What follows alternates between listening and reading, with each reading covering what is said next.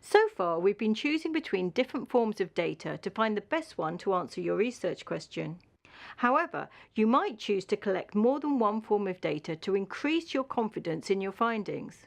This is a process called triangulation. Ben explains the ways that different sets of data work together in the IGP's community-based research in East London.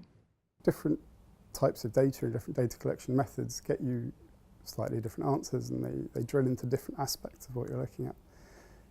The quantitative data that we did in the survey is incredibly useful for getting a general, robust picture of the area and what the area is doing.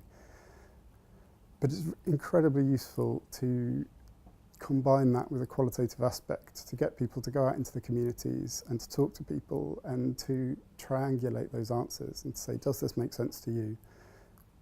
Why do you think, this score is low, this score is high? And you create, as well as getting a general picture, you can create a narrative that makes sense. You can sense check your data to make sure that your questions are right and that your tools are actually capturing what you think they're supposed to capture. And yes, develop these narratives that are really useful in understanding and explaining your results to policymakers, to communities.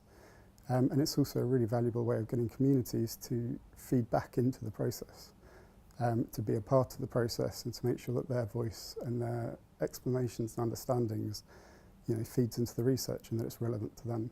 So if you want the results of your research to be persuasive, it can be important to take time to collect different sets of data using different techniques or tools, as May explains.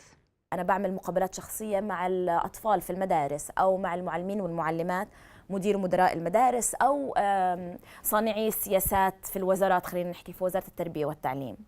عملت مقابلات شخصية، بروح حكولي خلينا نفترض عن إنه في تنمر بالصف، كيف أنا بعرف إنه هذا الإشي عم بيصير أو في عنف لفظي أو عنف جسدي؟ أنا بروح على الصف وبقعد فترات طويلة من شهر ل6 أشهر وبشوف كيف هاي الإشكاليات اللي عم بيحكولي عنها بشوفها عم بتصير بالحقيقة، وهذا بعطي خلينا نقول مصداقية للمعلومة اللي الناس التانيين عم بعطوني إياها من خلال المقابلة. فالقصص اللي عم بتم طرحها من خلال المقابلات ما بتكون بس قصص، صحيح هي قصص حقيقية من واقع، ولكن المصداقية اللي انت بتاخديها لما تشوفي الاشي بعينك بعطي مصداقية للمعلومات اللي عم ناخدها وللتحليل تبعك على اساس انك تغيري فيه سياسة او تطرحي موضوع للنقاش العام. This might mean that you deliberately seek out contrasting data that might provide a different story.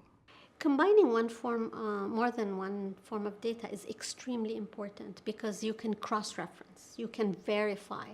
Maybe one data has embedded in it errors or misunderstandings or misconceptions, especially when you're recording people's perceptions.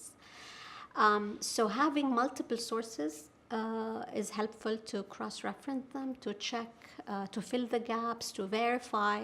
It's extremely important to do that for any researcher.